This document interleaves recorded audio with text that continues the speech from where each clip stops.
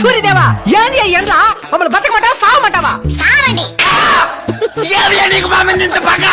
నాకు ఎవరి మీద పగ ఉండదు నాయనా, నా ధర్మం నేను నిర్వర్తిస్తున్నాను.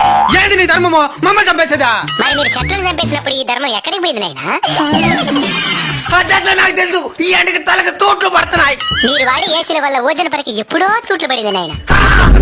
ఎండ ఎక్కువగా ఉంది ఏసీ 2 పాయింట్లు పెంచు అని అంటారు గాని ఎండ ఎక్కువగా ఉంది 2 చెట్లు పెంచుదామని ఏ రోజైనా అనుకున్నారా?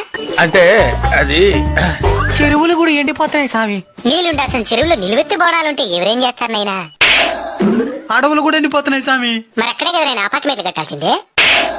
స్వామి ఈ ఎండ డంచి బయటపడేదానికి ఏదైనా మార్గం చెప్పు స్వామి. వృక్షో రక్షిత రక్షిత. చెట్లను మీరు కాపాడితే అవి మిమ్మల్ని కాపాడతాయి. తప్పకుండా నాటి కాపాడుతాం స్వామి. స్వామి ఇంక మిఠాని ఈ ఎండలు తగ్గినా? In front there is crocodile festival. అంటే ముందుంది ముసళ్ళ పండగ అని.